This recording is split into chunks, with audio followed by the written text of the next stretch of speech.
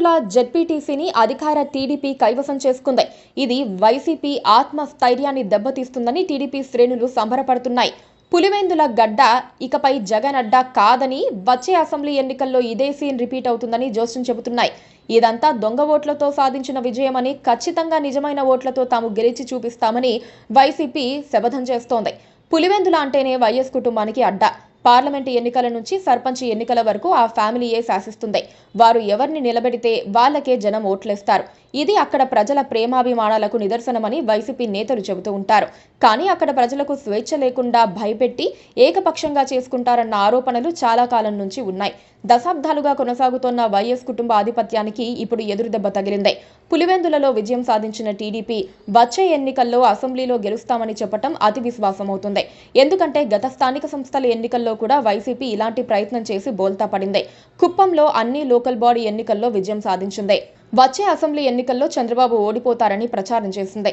అప్పుడు మంత్రిగా ఉన్న పెద్దిరెడ్డి రామచంద్రారెడ్డి అక్కడే మకాం వేసి చంద్రబాబును దెబ్బతీసేందుకు ప్రయత్నించారు.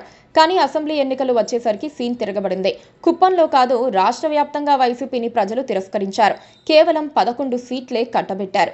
ఆ విషయాన్ని టీడీపీ నేతలు గుర్తుపెట్టుకుని మసులుకోవాలని రాజకీయ విశ్లేషకులు అభిప్రాయపడుతున్నారు. స్థానిక సంస్థల ఎన్నికల జయాపజయాలు కేవలం స్థానికంగా ఉండే రాజకీయ సమీకరణాలను ఆధారంగా చేసుకుని ఉంటాయి. అంతేకాకుండా అధికారంలో ఉన్న పార్టీకి కొద్దో గొప్ప అనుకూలంగా ఉంటాయి. అంత మాత్రాన 4 ఏళ్ల తర్వాత జరగబోయే ఎన్నికల్లో విజయం సాధిస్తామని చెప్పుకోవటం అతి విశ్వాసం అవుతుంది. ఈ దెబ్బకు వైసీపీ డీలా పడుతుందని, ఆ పార్టీ పని అయిపోయిందనే ఆలోచన సరికాదని అంటున్నారు. గత లోకల్ బాడీ ఎన్నికల్లో కూడా టీడీపీ పని అయిపోయిందని వైసీపీ నేతలు స్టేట్మెంట్లు ఇచ్చారని గుర్తు చేశారు. ఇప్పుడు వారంతా ఏ పరిస్థితుల్లో ఉన్నారో అందరికీ తెలిసిందే. ఈ విజయం మెట్టుగా ఉపయోగపడుతుంది, అలానే చూడాలని అంటున్నారు. జగన్మోహన్ రెడ్డికి ఈ అంశంపై స్పష్టత ఉంటుంది. ఇప్పుడు ఆయన రీస్టార్ట్ చేయాల్సి ఉంది. పులివెందుల నుంచి రాష్ట్ర స్థాయి వరకు పార్టీని పూర్తిగా పునర్వ్యవస్థీకరించుకోవాలి. దశాబ్దాలుగా పులివెందులలో వైఎస్ కుటుంబం అంటే అవినాష్ రెడ్డి కుటుంబమే.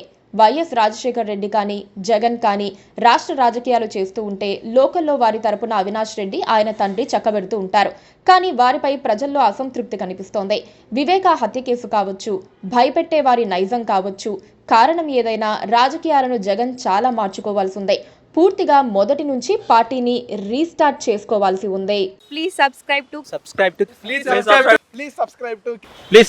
KTV Telugu. KTV Telugu. KTV Telugu. KTV Telugu channel.